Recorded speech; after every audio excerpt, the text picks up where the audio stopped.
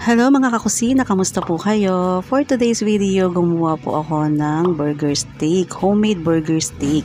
Gumamit po ako dito ng crispy fry, pinadali po ito. Sobrang easy recipe at kayang-kaya nyo pong gawin sa inyong mga bahay. Kaya crispy fry, bikinimen. Kaya yan, umpisahan na po natin ang ating paggawa ng homemade burger steak.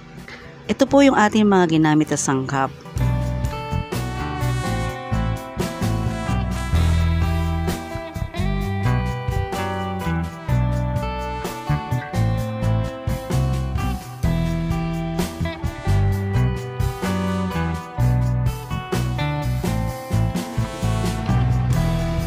Inuna ko na pong i-chop yung ating bawang at sibuyas. Gumamit po ako dito ng food processor para po mas mabilis at mas maliliit po yung hiwa ng ating bawang at sibuyas.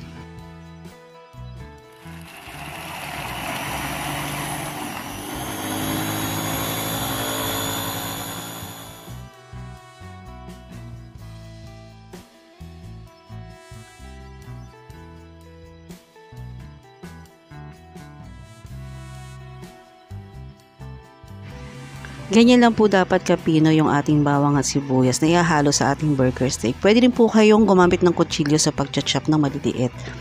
At pagkatapos po niyan, isalin na po natin ito sa ating ground beef.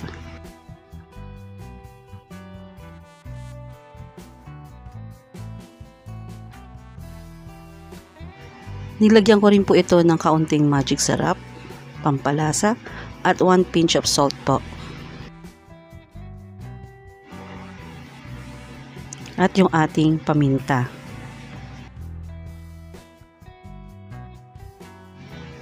Nilagay ko na rin po yung ating 2 pirasong itlog at yung ating crispy fry spicy. Pag hindi po kayo mahilig sa maanghang, pwede po yung hindi spicy yung bilhin nyo. 1 kilogram po ito, so sakto po siya dyan sa ating ground beef. At pagkatapos ay haluin po natin ito. Two-way po yung ginawa kong paghahalo dito or pagmimix kasi para mas mahalo natin siya ng maigi. For presentation, pwede po kayong gumamit ng sandok, kutsara, or pag nasa bahay lang naman, carry na po yung paggamit ng kamay. Pero guys, remember lang, dapat nagugas po tayo ng kamay. Malinis ang ating kamay sa paghahalo ng ground beef. Sa akin po, mas okay yung halong kamay kasi talagang sobrang mahahalo mo yung ating mixture dito sa ating ground beef. At gumamit po ako ng egg ring sa paghuhulma po ng ating burger. Kasi para po pantay-pantay po siya. Yan lang po yung ginawa kong sukatan. And then, after po nyan, ipa-flatten ko lang po siya ng kaunti para po hindi mataba yung ating paggawa ng burger. Kasi mahirap po kasi ang lalagyan nating mantika lang dito ay konti lang. Hindi po siya dapat na deep fry. So yan, pinlaten ko lang siya o pinipi ko lang siya ng kaunti. And then, ginawa ko na rin po ito sa iba pa nating ground beef na gagawin nating burger patty.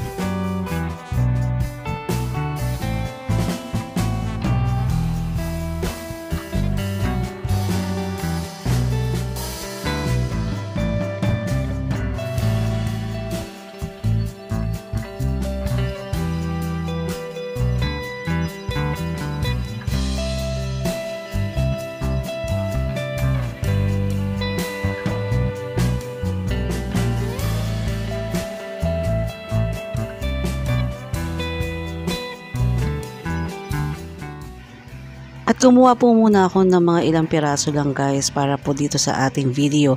Actually, ang dami po niyang 1 kilo na ground beef na magagawa nating burger patty. Ang ginawa ko po dito, kumuha po ako ng isang lalagyan. Ginawa ko po yan para po dun sa sobra nating patties guys. Pwede natin siyang i-prepare lang tapos lutuin natin in the next day. Diba, na maubusan tayo ng ulam. O kaya kung trip natin ulit na mag-ulam ng burger steak. Ayan, so ganyan lang po yung ginawa kong pag-store. Wala po kasi akong cling wrap guys. So yan ang ginamit ko yung sa yung sa air fryer na nilalagay dun sa loob. Tapos ayan, gumamit lang ako ng plastic na pang 2 kilos na stock ko dito sa bahay. Ginupit ko lang siya, tapos yan ang sinapin ko. Para-paraan lang guys, di ba? So ayan po. lahat ng sumobra po ay tinago ko muna sa isang lalagyan. Malinis, tapos nilagay ko po siya sa freezer.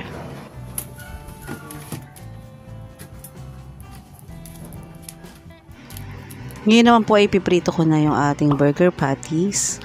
So, naglagay lang po ako ng konting mantika sa kawali. And then, isa-isa po natin itong ipiprito. Sa medium heat lang po. Pwede din po kayong gumamit dito ng grill pan guys. Kung meron po kayong grill pan, mas okay po yun. Para mas maganda po yung pagkakaprito po ng ating burger patty. Wala po akong grill pan, kaya okay lang din naman po na plain na kawali lang yung ating gagamitin.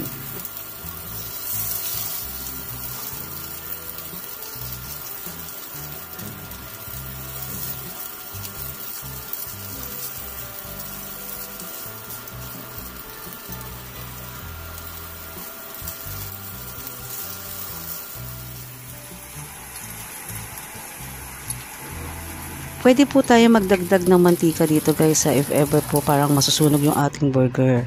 At yan, ganyan na po yung itsura ng ating burger patty. Pwede na po natin siyang hanguin sa kawali.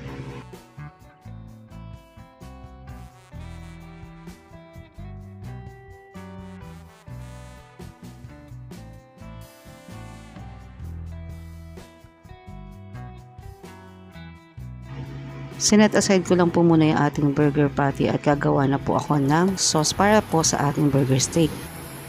Naglagay na po ako ng butter and then yung ating mushroom. Igisa lang po natin ito na kaunti.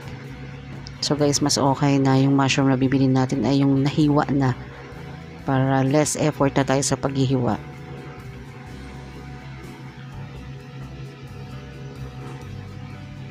Nilagyan ko na rin po ito ng 2 beef cubes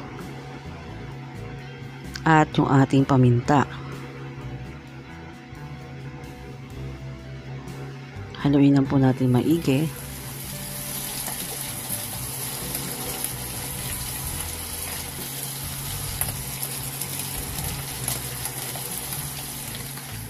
At pagkatapos ay naglagay ako ng 1 kutsarang harina. Pampalapot po sa ating sauce.